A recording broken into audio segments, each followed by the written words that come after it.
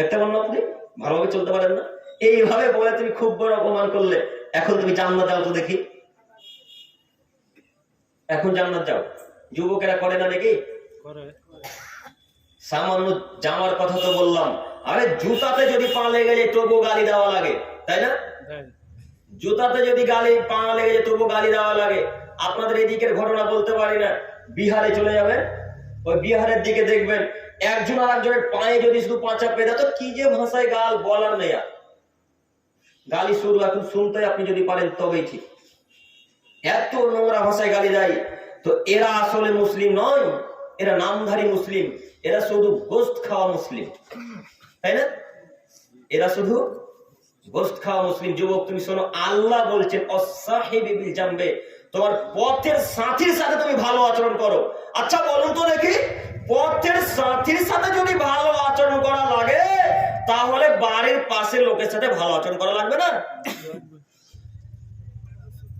তারপরে আল্লাহ বলছেন আমার মালাকা তাই মানুকুম, আরে পথের পথিকদের সাথে তো ভালো আচরণ করবেই। তোমার দাস দাসী, তোমার বাড়িতে যারা কাজকর্ম করে তার সাথেও ভালো আচরণ করবে। জরুরি কথা। এখানে হেড মিস্ত্রি আছে কেউ? হাত তুলুন একজন।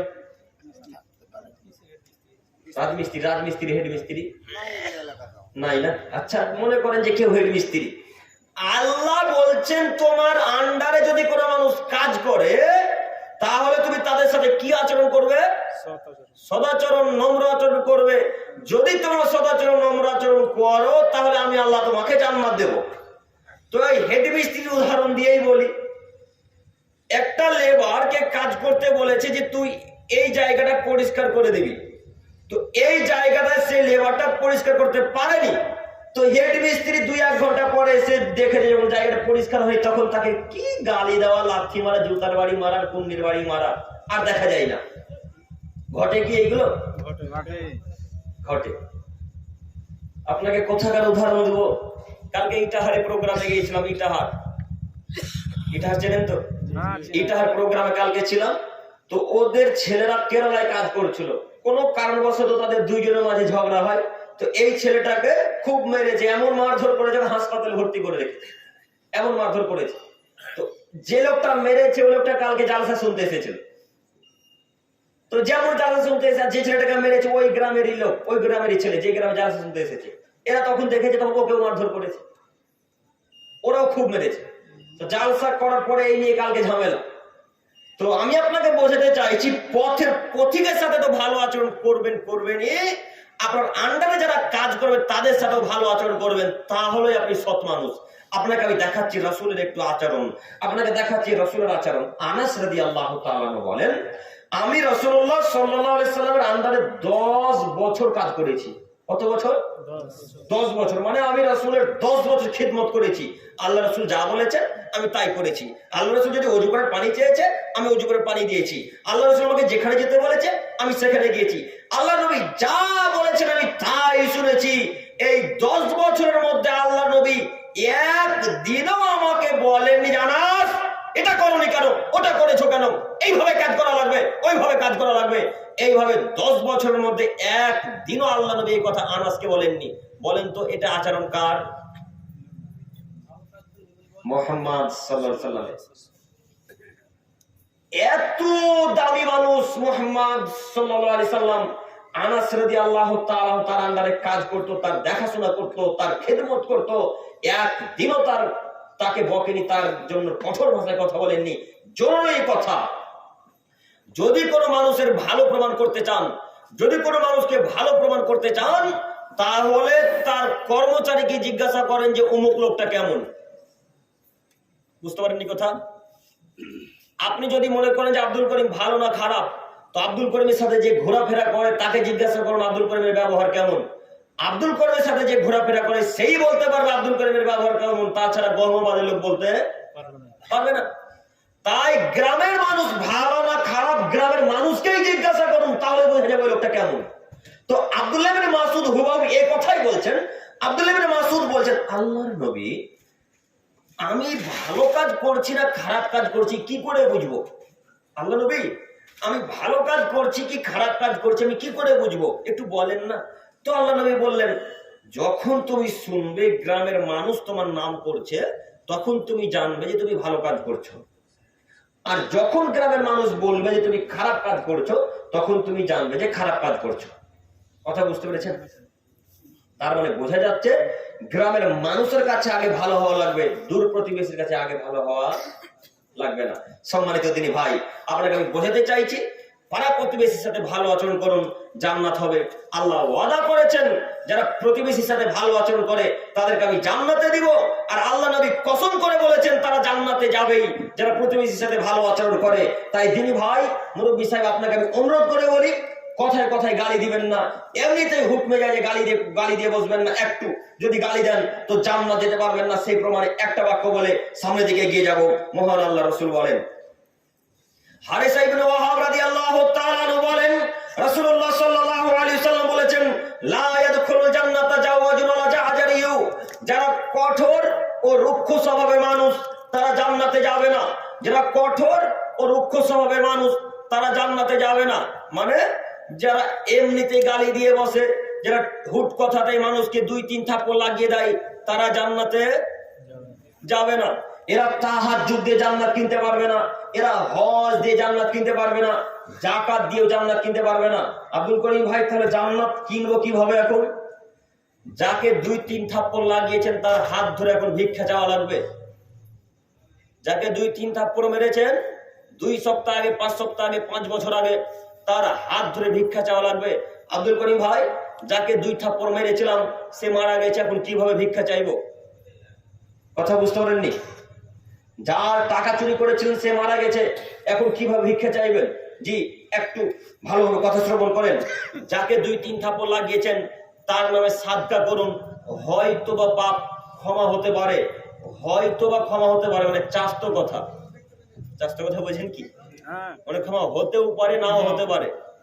যদি আল্লাহ চায় তো ক্ষমা করতে পারেন, যদি না চাই তো নাও করতে পারেন। তবে হাদিস কোরআনের বিবরণ দ্বারা বোঝা যায় অত্যাচারের পাপ আল্লাহ সুবহানাহু ওয়া তাআলা কখনো কোনোদিনও ক্ষমা করবেন না। তো এখন যাকে মেরেছেন সে লোকটা মারা গেছে, এখন কিভাবে ক্ষমা চাইবেন? আপনাকে আমি কি দিয়ে বোঝাই? এই জন্য আমি আপনাকে প্রায় দিন আলোচনাতে বলি, শরীরের ক্ষমতা অন্তত কাউকে দেখাবেন না, টাকার অহংকার ক্ষমতা কাউকে দেখাবেন না। আপনারা যারা মেরেছেন হয়তো এখন অন্তর হয়তো কাঁদছে যে আচ্ছা তাই তো, তাকে 2-3 থাপ্পড় লাগিয়েছিলাম, কিভাবে ক্ষমা চাই? এখন যদি আপনি তাহাজ্জুদে সালাতে উঠে কান্নাকাটি করতে করতে করতে করতে মাথার ঠুকু থেকে রক্ত বের করে দেন, তবু এই বাপ আল্লাহ ক্ষমা করবেন না। তারপরেও আপনাকে বলি, তার নামে সাদকা করুন, তার নামে দান খয়রাত করুন। আর আরেকটা কথা, যদি কোনো মানুষকে হত্যা করেছেন, যদি কোনো মানুষকে ভুলবশত হোক ইচ্ছাকৃত হোক যদি হত্যা করে থাকেন, আর তার ছেলে বা স্ত্রী মেয়েরা যদি বেঁচে থাকে, তো তাদের কাছে ক্ষমা চান, ইনশাআল্লাহ ক্ষমা হতে পারে। কথা বুঝতে পারলেন? আমাকে আপনি হত্যা করেছেন, কথার কথা, আমার ছেলে বেঁচে আছে, আমার স্ত্রী বেঁচে আছে, আমার আম্মু বেঁচে আছে, আমার কন্যাও বেঁচে আছে। আপনি আমার আম্মু আমার স্ত্রীর কাছে গিয়ে বলবেন, আপনার ছেলে আব্দুল করিমকে হত্যা করেছি, আপনি আমাকে দয়া করে ক্ষমা করেন। এখন আমার আম্মু, আমার স্ত্রী, আমার ছেলে মেয়ে যদি ক্ষমা করে, তাহলে আপনি এই পাপ থেকে ক্ষমা পাবেন, একথা আল্লাহ নবী বলেন। আপনি তো এখন হয়তো ক্ষমা চাইতে লজ্জাবোধ করছেন যে কিভাবে ক্ষমা চাইবো। 2 দিন আগে চাচাতো ভাইকে 2-3 থাপ্পড় লাগিয়েছেন, এখন তো ক্ষমা চাইতে পারবেন না কেন? একটা আপনার লজ্জা কাজ করছে ব্রেনে, যে এখন যদি ক্ষমা চাইতে আমি তার কাছে ছোট হয়ে যাব, তাই না? যদি এতটুকু মনে গাঁথে কথা, তাহলে আপনি মনে করিয়েন 2 থাপ্পড়ের নেকি কিয়ামতের মাঠে দেওয়া লাগবে।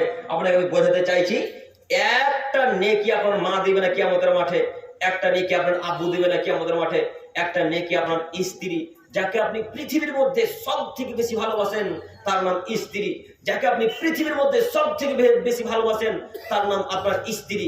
ওই স্ত্রীর কাছে কিয়ামতের মাঠে একটা নেকির জন্য যাবেন, আপনার স্ত্রীকে গিয়ে বলবেন, রহিমা আমাকে একটা নেকি দাও, নইলে আমি জাহান্নামে যাব, একটা নেকি দাও নইলে আমি জাহান্নামে যাব। তখন আপনার স্ত্রী বলবে, যাও, আরে যাও, বেরিয়ে যাও ওখান থেকে, তোমাকে আমি চিনি না, কে তুমি আমার কাছে এসেছো, যাও বেরিয়ে যাও, তোমাকে আমি চিনি না। এই বলে আপনার স্ত্রী আপনাকে তাড়িয়ে দিবে। বলেন তো একটা নেকির মূল্য কত? 2 থাপ্পড় যাকে মেরেছেন তার কাছে কাল সকাল হতে ক্ষমা চাইবেন, ইনশাআল্লাহ। ইনশাআল্লাহ। লজ্জা করিয়েন না আমার দিনী ভাই, মুরব্বী সাহেব, চাচা যান আমার, লজ্জা করিয়েন না, লজ্জা করলে জাহান্নাম যেতে হবে। তবে লজ্জা হক বিষয়ে করতে হয়, লজ্জা খারাপ বিষয়ে করতে হয় না। আপনি যাকে মেরেছেন, যার টাকা আত্মসাৎ করেছেন, চুরি করেছেন, তার কাছে ভিক্ষা চাইতে পারবেন না? যদি ভিক্ষা চাইতে না পারেন তো মনে রাখিয়েন নেকি দিতে হবেই।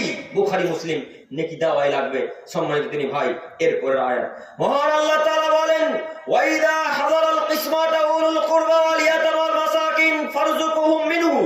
মুহাম্মদ সাল্লাল্লাহু আলাইহি সাল্লাম, আপনি সারা পৃথিবীর আদমের ছেলে মেয়েকে বলুন, এই আদমের ছেলেমেয়েরা যখন কোন জিনিস ভাগ বন্টন করবে, আদমের ছেলেমেয়েরা যদি কোন জিনিস ভাগ বন্টন করে, ভাগ বন্টনের সময় যদি কোনো ইয়াতীম এসে সেখানে উপস্থিত হয়, যদি কোনো আত্মীয় স্বজন সেখানে উপস্থিত হয়, কোন পাড়া প্রতিবেশী যদি সেখানে এসে উপস্থিত হয়, তাহলে সে যেন সেই ভাগ বন্টন থেকে তাকে কিছুটা জিনিস তাদের হাতে তুলে দেয়।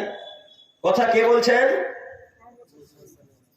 আল্লাহ বলছেন। কোরআন মাজিদের আয়াত আল্লাহ বলছেন, মুহাম্মদ আপনি বলে দেন যে যখন তোমরা কোনো জিনিস ভাগ বন্টন করবে তখন তোমরা তাদেরকে তুলে দিও কিছু জিনিস।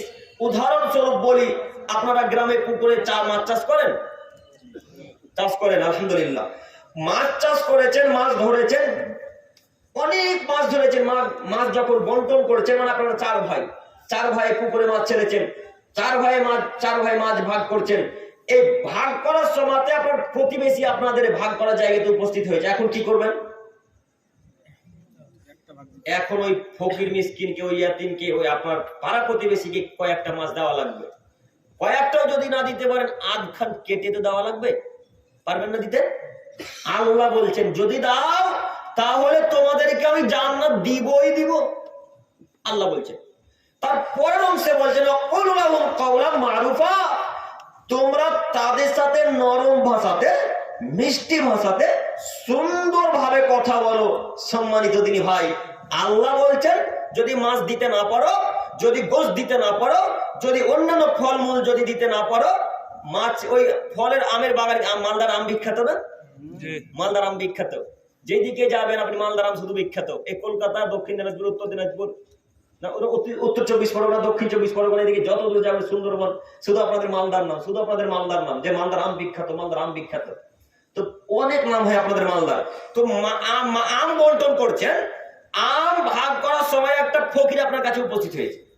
তো আম বন্টন করার সময় ফকিরটাকে আম না দিলে, বেটা ভাগের সময় আসে কেউ বেরিয়ে যাও ওখান থেকে, কেন এসেছ, তাকে এইভাবে বলে তাড়িয়ে দিলেন। আর আল্লাহ কি বলছেন? আল্লাহ বলছেন যদি দিতে না পারো তো নরম মেজাজে কথা বলো। নরম মেজাজে বলে বলো, ভাইয়া আমাদের তো কম আম ধরেছে, তো এর পরের বছর এসো, এর পরের বছর তোমাকে আম ধরিয়ে দেবো। এই বাক্যটুকু বলো। আমি কি বুঝাতে পারছি আপনাদেরকে কথা? এই কথা না বলে তাকে লাথি মেরে জোর গলায় তাড়িয়ে দিলেন কেন? এখন কিভাবে ক্ষমা নিবেন? যে ফকিরটাকে গাল দিয়েছেন, ওই ফকিরটার বাড়ি মালদা টাউন। এখন তাকে খুঁজে বের করতে পারবেন? কথা বলে না। খুঁজে বের করতে পারবেন? যদি খুঁজে বের করতে না পারেন তো এই পাপ আর ক্ষমা হবে না। কেন? যার উপর অত্যাচার করেছেন তার কাছেই ক্ষমা নিতে হবে। বুখারী মুসলিম হাদিস, বুখারী মুসলিম। সম্মানিত মুরব্বী সাহেব, সম্মানিত তিনি ভাই, আমি আপনাদেরকে কি দিয়ে বুঝাবো অত্যাচারের পাপ কত কঠিন? আপনাকে আমি কি দিয়ে বুঝাই সদাচরণের নেকি কত ভারী? আপনাকে আমি কি দিয়ে বুঝাই ভালো আচরণ নাকি কত ভারী? তাই অনুরোধ করে বলছি, যদি কোনো কিছু দিতে না পারেন অন্তত নরম ভাষাতে কথা বলে তাদেরকে বিদায় দেন একটু। যখন এখানে ভিখারি কথা এলো, আর একটা কথা বলে যাই। মহান আল্লাহ তাআলা বলেন, মা সালাকাকুম ফি সাকার, জাহান্নামীদেরকে যখন দলবদ্ধ করে হাঁকাতে হাঁকাতে, ছেঁচাতে ছেঁচাতে জাহান্নামে নিয়ে আসা হবে।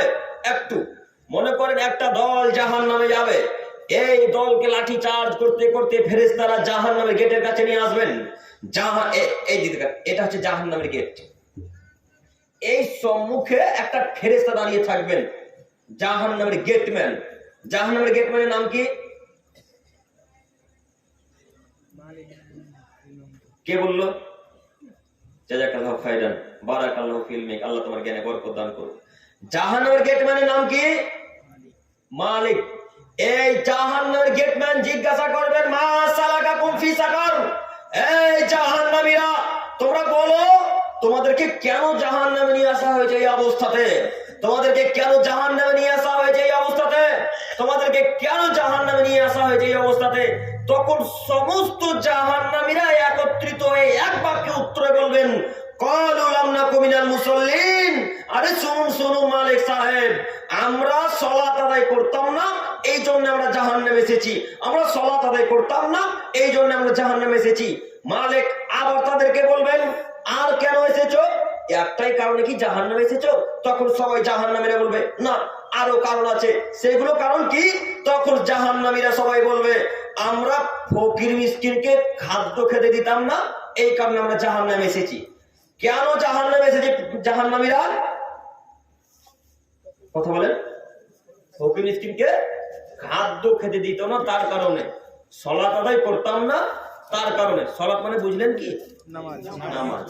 নামাজ পড়তাম না, তার জন্য জাহান্নামে এসেছি। একটু আমার দিকে তাকান। 2 তলা বাড়ি খুব সুন্দর করে তৈরি করেছেন, মার্বেল টাইলস বসিয়েছেন, বাড়ির ভেতরে এমনকি বাথরুমেও ইটালিয়ান টালি বসিয়েছেন। খুব দামি টালি, তার নাম ইটালিয়ান টালি, তাই না? ইটালি টালি দামি নাই? খুব দামি টালি। ওই দামি টালি বসিয়েছেন। তো দুপুর 2টার সময় ঘুমিয়েছেন, জোহরে ভাত খেয়ে দিয়ে বিছানায় আরাম করছেন, আর আপনার দরজায় কলিং বেল লাগানো আছে। তো দুপুর 2টার পর একটা ভিক্ষুক এসেছে। ভিক্ষুক এসে কলিং বেল দাবাচ্ছে, এইভাবে আওয়াজ হচ্ছে। ভেতর থেকে আপনি আওয়াজ দিয়ে বলছেন, কে? তখন ভিক্ষুক বলছেন, আমি ভিক্ষুক, ভিক্ষা চাইতে এসেছি। তখন আপনি দরজাটা খুলে 2-3 থাপ্পড় লাগলে, বেটা এখন ভিক্ষা চাইতে আসে? এখন তো দুপুর 2টা বাজে, এখন তো ঘুমানোর সময়, যাও বেরিয়ে যাও, বেটা এখান থেকে বেরিয়ে যাও, এখন ভিক্ষা চাইতে আসিও। আচ্ছা বলেন তো দেখি, যে ভিক্ষুকটা আপনার বাড়িতে ভিক্ষা চাইতে এসেছে, যদি এতটুকু চাল বা 10 টাকা দেন, তো কি একেবারে কোটিপতি হয়ে যাবে? না আপনার সম্পদ ধ্বংস হয়ে যাবে? হবে ধ্বংস? ধ্বংস হবে না। তো তাকে এইভাবে গালি দিলেন কেন? আচ্ছা মানলাম যে আপনি টাকাও দিতে পারলেন না, চালও নেই, ডালও নেই, কিছুই নেই, তো এখন তাকে এইভাবে তো কথা বলতে পারবেন না। কিভাবে কথা বলতে হতো? তাকে বলতে হতো যে, ভাইয়া বাড়িতে তো আমি একাই আছি, চালও নেই, আমার কাছে খুচরো টাকাও নেই, তো আপনি পাশের বাড়িতে দেখেন, এইভাবে কথা বলা লাগতো। তো আপনি তাকে জোর গলায় ধমক দিয়ে কথা বললেন কেন গো? তাড়িয়ে দিলেন কেন? এখন এই পাপার ক্ষমা হবে না, ওই ভিখারির কাছেই ক্ষমা চাইতে হবে। আব্দুল করিম ভাই, ও যে ভিখারি গো, ভিখারিরও হাত ধরা লাগবে। আমি যে কোটিপতি, জি হ্যাঁ, ভিখারিরও হাত ধরা লাগবে।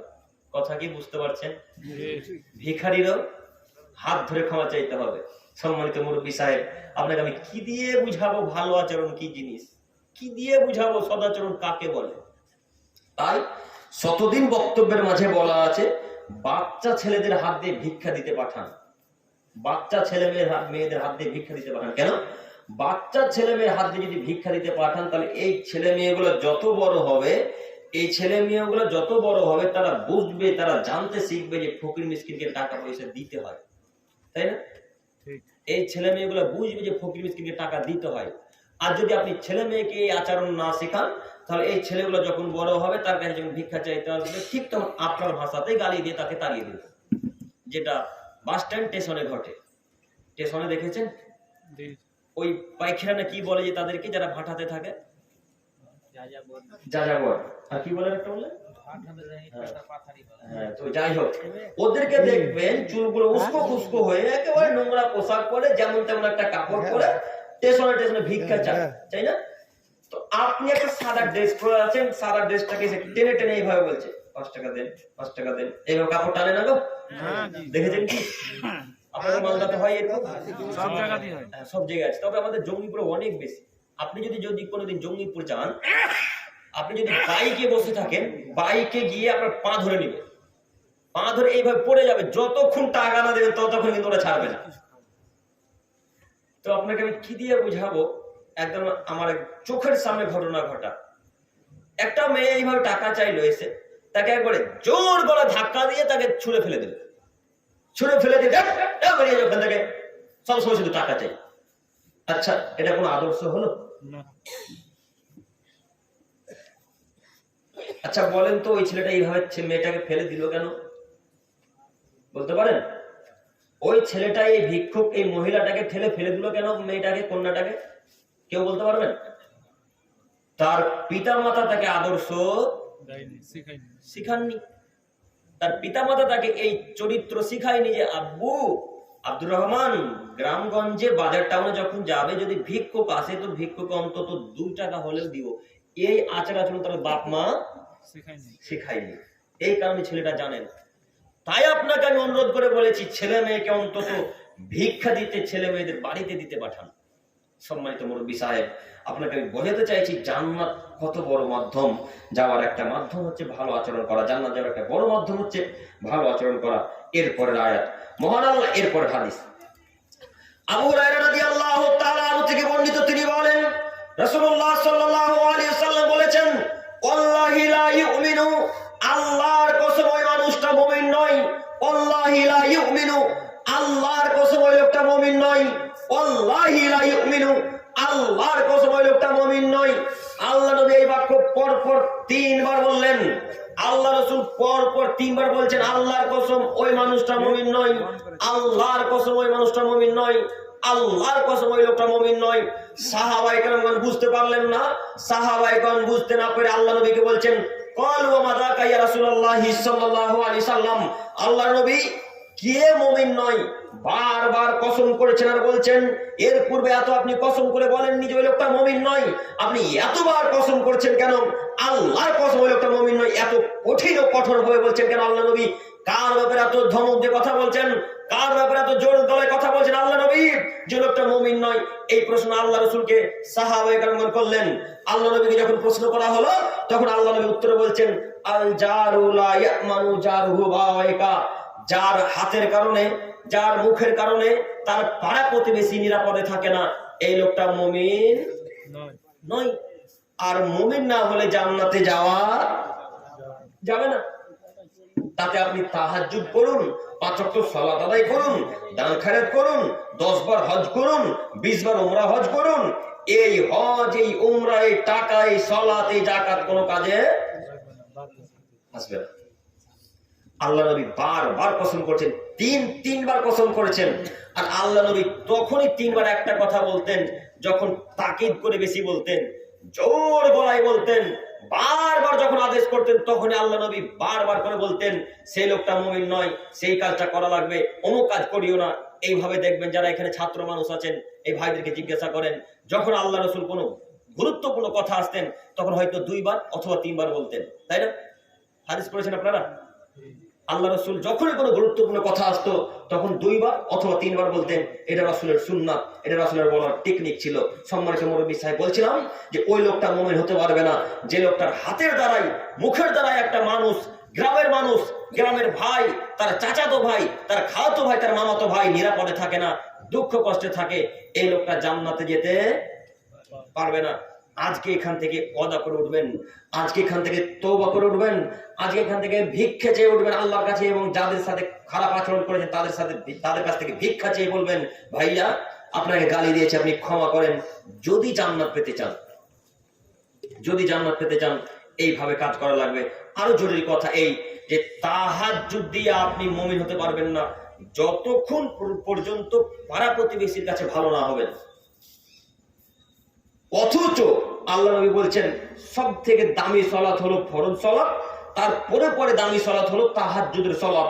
সব থেকে দামি সালাত হলো ফরজ সালাত, তারপরে পরে দামি সালাত হলো তাহাজ্জুদের সালাত। এত দামি সালাত তার নাম তাহাজ্জুদ, এত দামি সালাত তার নাম তাহাজ্জুদ কিয়ামুল লাইল, এত দামি সালাত তার নাম তাহাজ্জুদ।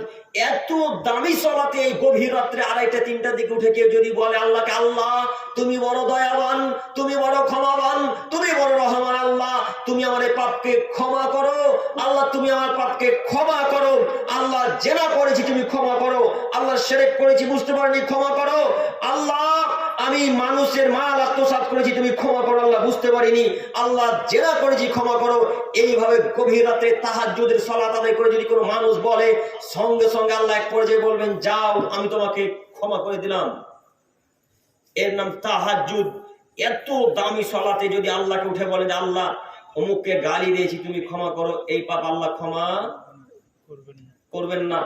অথচ ওই রাত্রে আল্লাহ সব দোয়া কবুল করেন, কিন্তু এই দোয়া কবুল করবেন না। কথা বুঝতে পেরেছেন?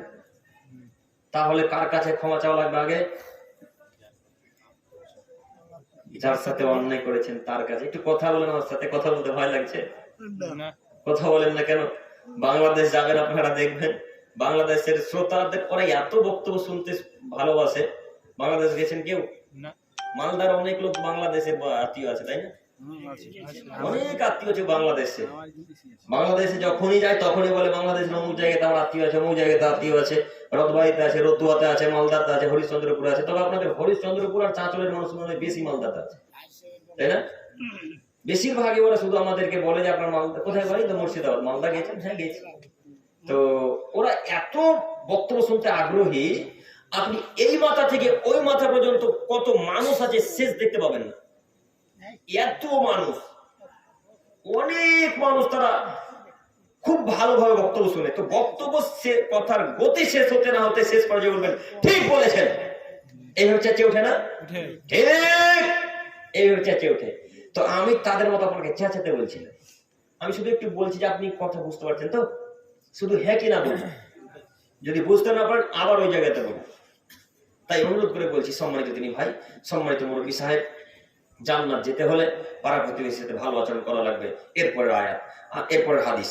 আনাস রাদিয়াল্লাহু তাআলা আনহু বলেন, রাসূলুল্লাহ সাল্লাল্লাহু আলাইহি ওয়াসাল্লাম বলেছেন, লা ইয়াদখুলুল জান্নাতা মান লা ইয়ামানু জারহু বাওয়াইকা। এ আদমের ছেলে মেয়ে শোনো, ওই লোকটা জান্নাতে যাবে না, ওই লোকটা জান্নাতে যাবেই না, ওই মানুষ জান্নাতে যাবেই না। কে?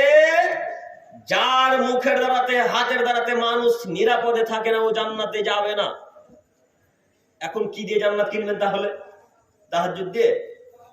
এখন কি দিয়ে জান্নাত কিনবেন? সালাত দিয়ে? জি না, এইভাবে জান্নাত কেনা লাগবে না।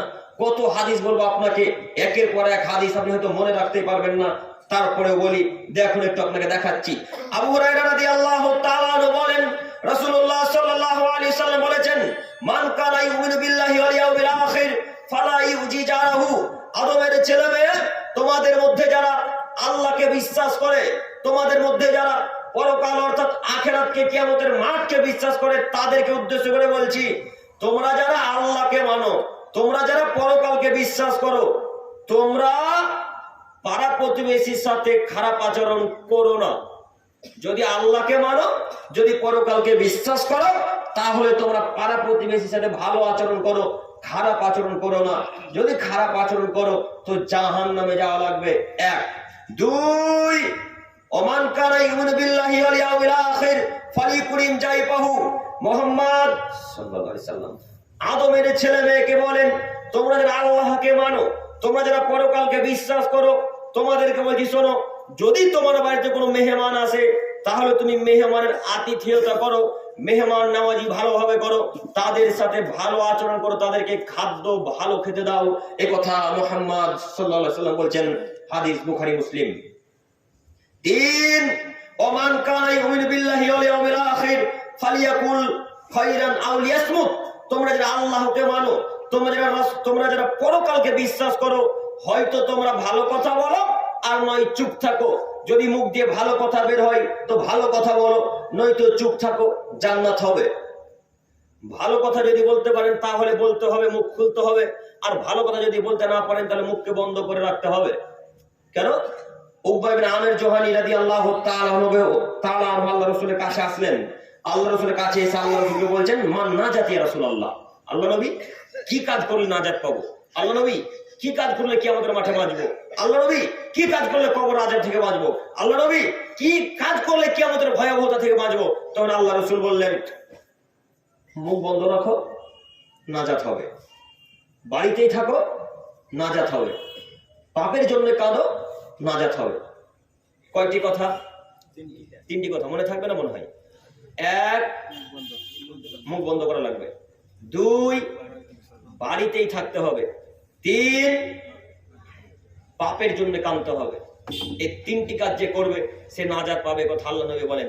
এখন দ্বিতীয় নম্বর বাক্যের কথা হচ্ছে, যদি বাড়িতে থাকেন তাহলে তো গ্রামের মানুষ বলবে যে ভানুয়া, বাড়িতেই সব সময় থাকে বউয়ের কাছে, তাই না?